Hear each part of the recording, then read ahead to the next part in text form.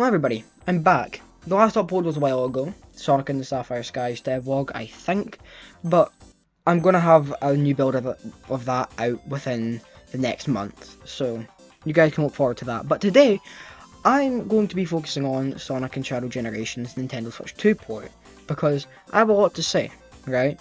Me personally, I'm excited for the Switch 2. I know there's controversy around pricing of accessories, pricing of games, pricing of the console, and I'm going to make a separate video on that, but today I just want to talk about the Sonic X Shadow Generations Nintendo Switch 2 port, because there's quite a bit to go over, and I'm quite upset about it, to be honest. It's not good, and it's a real shame to see how it's going. But anyway, Sonic X Shadow Generations is getting a Nintendo Switch 2 port. I know, I didn't just say that 10 seconds ago, but it's getting a Switch 2 port, and that's really good, right? Higher fidelity graphics, potentially higher frame rates. I don't know if there are going to be higher frame rates in Shadow Gens, because giving the Switch 2 specs is around about the same as the PS4. It might not have 60 FPS Shadow Gens, because the PS4 cannot play Shadow Gens at 60 FPS. It can only play it at 30. But Sonic Gens might get a 60 FPS boost on the Switch 2, which would be nice to see. And you might be able to use the mouse mode of the Joy-Cons in the menus and that. So that could be. It seems like a really good port. It seems like a well-needed upgrade. But there are problems, right? First of all, Sonic X Shadow Generations isn't going to be using the normal game cartridge system. I'm going to do a quick brief over Nintendo Switch 2 cartridges, because that is a big part of this, but pretty much Nintendo have announced there's going to be two separate types of cartridges.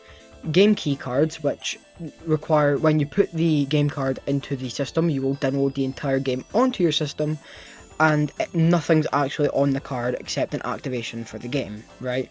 Now you can use that game key card on other systems, but you need to have the game key card in to play the game, okay? And then you have the normal game cards, which have the entire game on the game card, and it won't take up any extra space on your Nintendo Switch 2. So, Sonic X Shadow Generations is only going to be using this game key card, by the looks of it. And this might not be Sega's fault. It seems to be, from what I've heard, so I don't know if this is 100% true, but a lot of third-party developers are needing to use these game key cards, by the looks of it, because every other third-party developer is using these game key cards. So at the minute, that might not be true, but at the minute, it seems to be that Nintendo are reserving the normal game cartridges for themselves to cut down on cartridge production costs. I thought I was going to take like a million takes trying to say that, but I done it first try, and I'm very proud of myself.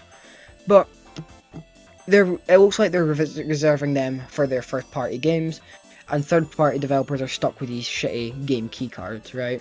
Now, this also applies to Sonic X Shadow Generations, because that's only going to have a game key card physical release, which is kind of shit, and there are disadvantages into that, but I'll get into that in my full Nintendo Switch 2 video.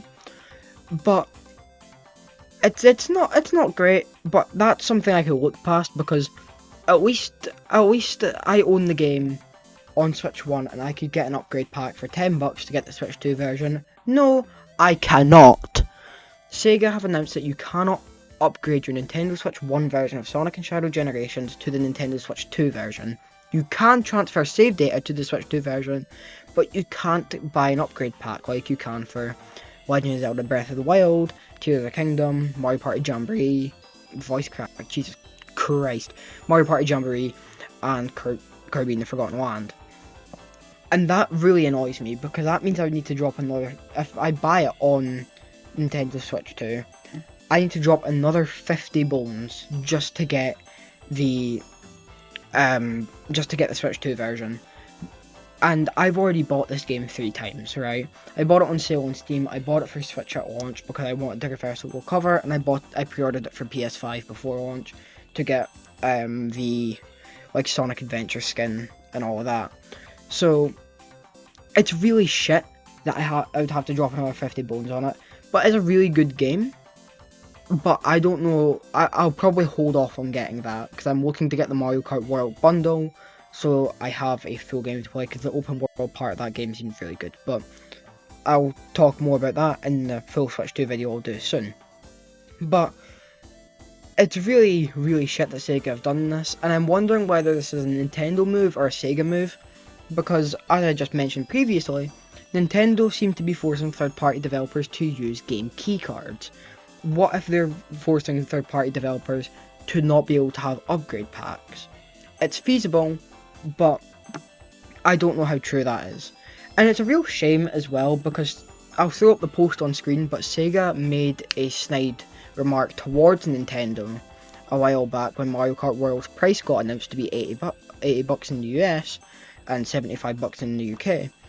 They made a post relating to Sonic Racing Cross Worlds, and they said, "Hope you're excited for Sonic Racing Cross Worlds this year. It'll be the only racing game you can play with your friends," referring to the fact Nintendo don't have multi-platform releases and the game's expensive as fuck, and by the looks of it, Sonic Racing Cross Worlds will probably be to the £50 to £60/dollar range.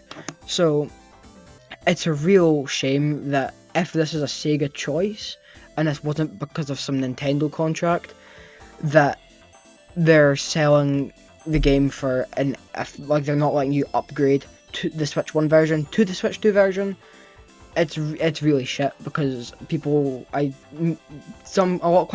a lot of people, including myself, were praising Sega for sort of making that snide remark, and it's like the old era of Sega back in the 90s where they would like make sort of jokes at Nintendo's expense. But now, if this was their choice to not have an upgradable version of Sonic and Shadow Generations, it's just upsetting. It's like really sad to see. And I know companies are always going to look to make money. I know that that's just how the gaming world works. But man, it's so sad. It's like, I thought it was going to be upgradable, so I wasn't going to get the Mario Kart World bundle, because I wasn't that interested in the game. Although the more I've seen of Mario Kart World, the more interested I'm getting. Like, the open world seems really damn cool. But like, man, I was just going to get like a Sonic X Shadow Generations upgrade pack, and a Legend of Zelda one for $20 instead of shelling out the extra $35 to get the Mario Kart World bundle with the Switch 2. But it's just a bit upsetting to see. I've not seen anything about the other games that are getting ported to Switch 2, like 2 Point Hospital, Yakuza 0, and whatever else they're porting over. But it's sad to see, honestly. But what I do hope is that they release upgrade packs for other Sonic games, and this is a one-time thing. So like Sonic Racing Cross Worlds, when that comes out, that'll get a Switch 2 upgrade pack instead of needing to buy the game over again.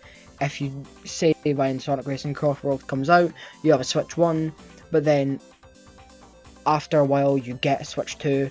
I hope it has an upgrade pack for people in that position. I hope they make upgrade packs for Sonic Frontiers, because I know Update 3 doesn't run well on the Switch 1. And I've played the demo of Sonic Frontiers, and it's not great on the Switch 1. So it would be nice if they made upgrade packs for that, Superstars, whatever other Sonic projects are on the Nintendo Switch. I know they're not going to do it for Colors Ultimate, because they've done anything but like patch that game properly. Like, they didn't even fucking fix the lighting, they just gave us like firework cosmetics.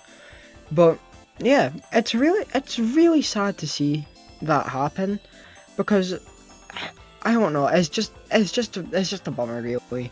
I'll probably still get the Switch 2 version, because I love this blue bastard so damn much. But it's just not great to see. But anyway, that's about it. I'm not going to say see ya, because that'd be copying Penguin Zero. So, toodaloo.